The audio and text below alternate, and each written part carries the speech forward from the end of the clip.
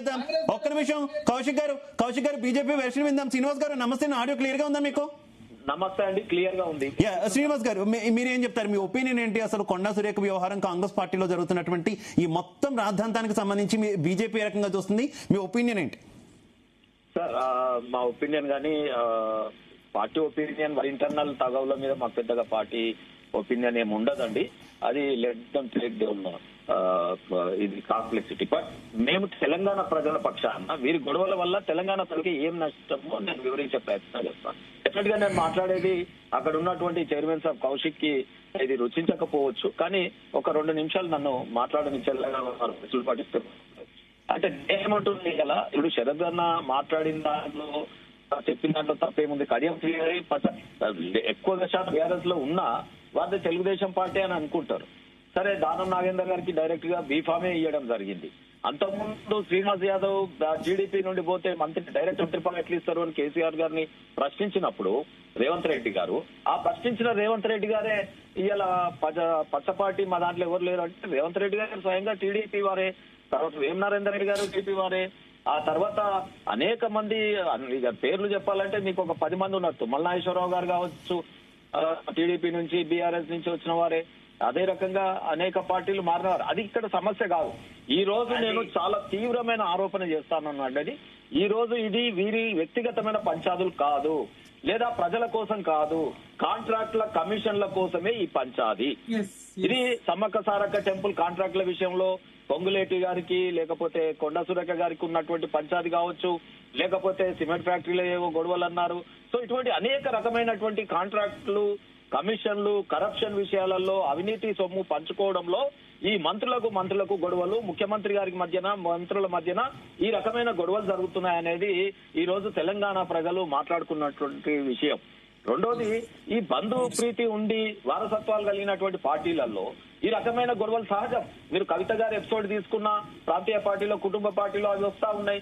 ఇలా అదే రకంగా దీంట్లో కూడా కుటుంబము మాట్లాడింది, నా కూతురుతో నాకు సంబంధం లేదు అని వీరన్నా, లేకపోతే వారు ఏం మాట్లాడినా సుస్మిత గారు, లేకపోతే అనేక మంది ఇవాళ కుటుంబ అన్నదమ్ముల, రేవంత్ రెడ్డి గారు అన్నదమ్ముల విషయం వచ్చినా, ఇవన్నీ కూడా కుటుంబాలు, డైనాసిటీలు, కుటుంబ పార్టీలు మాట్లాడుకునేటట్టు ఆ పార్టీలలో వచ్చే లుకలుకలు ఈ రకంగానే ఉంటాయి డెఫినెట్ గా.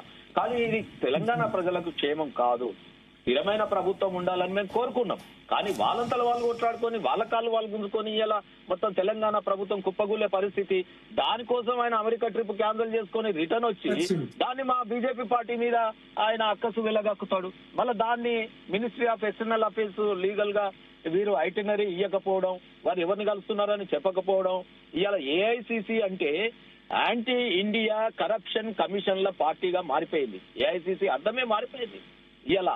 సో ఆ రకంగా ట్రాన్స్పరెంట్ తెలంగాణ ఉండాల్సినటువంటిది ఇవాళ ట్రాన్స్ఫర్స్ ఆఫ్ అనేక రకమైనటువంటి ఇటువంటి అవినీతి సొమ్ము ట్రాన్స్ఫర్ అవడంలోనే ఇదైపోయింది. ఒక్కొక్క అధికారి ఏసీబీ రైడ్లు చేస్తే 200 కోట్లు, 100 కోట్లు, అది కూడా ఒక్క కాళేశ్వరం ప్రాజెక్ట్ నుండి 26 మంది అఫీషియల్స్ ఇలా దొరకడము. ఆయన దాని మీద నేను చర్యలు తీసుకుంటా అని కమిషన్లు వేసి కాలయాపన చేసి ఆ మేడిగడ్డ అనే ఒక ఏనుగు లాంటి అవినీతికి ఒక తోక మీద ఎంక్వైరీ చేయమని సిబిఐకి ఇచ్చినాడు. ఈ ఫార్ములా కార్ రేస్ ఎటుపోయిందో, ఇవాళ అదే రకంగా గ్లోబల్ ఇనాది ఎటుపోయిందో, అనేక కేసులు ఇవాళ మాట్లాడినటువంటి ముఖ్యమంత్రి గారు, ఆయన కేటీఆర్ ఇవాళ కూడా ఏం బీక్కుంటారో బీక్కోండి అని మాట్లాడుతుంటే ఆయన మీద ఒక్క కేసు అతిగతి లేదు. ఇవాళ ప్రతిపక్ష నాయకుడు ఎక్కడున్నాడో తెలియదు. ముఖ్యమంత్రి గారు విమానాలలో తిరుగుతాడు, ఆయన ఫ్లైట్ మోడ్ లో ఉన్నాడు, ఈయన సైలెంట్ మోడ్ లో ఉన్నాడు కేసీఆర్, ఈయన రేవంత్ రెడ్డి గారు ఫ్లైట్ మోడ్ లో ఉన్నాడు. ఇలా యాక్టివ్ మోడ్ లో బీజేపీ పార్టీ ఉంది. మా రామచంద్రరావు గారు ఆధ్వర్యంలో ఇవాళ లగచర్ల సంఘటన కావచ్చు, ఇవాళ రైతు భరోసా బస్సు యాత్ర మా మహేశ్వర్ రెడ్డి గారు, రామచంద్రరావు గారు వారు ఒకవైపు రైతు భరోసా మొన్నటిదాకా ఇవాళ ఫీజు రీంబర్స్మెంట్ మీద మేము ధర్నాలు చేస్తుంటే, విద్యార్థులు, కర్షకులు, కార్మికులు, రైతుల పక్షాన మేము ఉద్యమాలు చేస్తుంటే ఇవాళ ప్రతిపక్ష నాయకులు కావచ్చు వాళ్ళ ఇంటర్నల్ గొడవలతో, వారి కూతురు కవిత గారితో వారికి ఉన్న గొడవలు, ఇవాళ వీరి కుటుంబాలతో ఉన్న గొడవలు ప్రజలకు రుద్దే ప్రయత్నం చేస్తా ఉన్నారు. ఇప్పుడు నేను అన్నాను కాబట్టి మీరు అనాలా తూతూ మైమయ అంటే అనండి, తప్పులేదు. నేను చెప్పేది చెప్తా ఉన్నాను. నేను ప్రజల పక్షంతో మాట్లాడుతా ఉన్నాను. ప్రజలకు ఈ గొడవల వల్ల ఏమన్నా ఉద్దార్థం ఏమన్నా ఎలగబెడతాయా చెప్పండి. మీరు చెప్పండి, ప్రజాపకరమైనటువంటి డిస్ప్యూట్సా?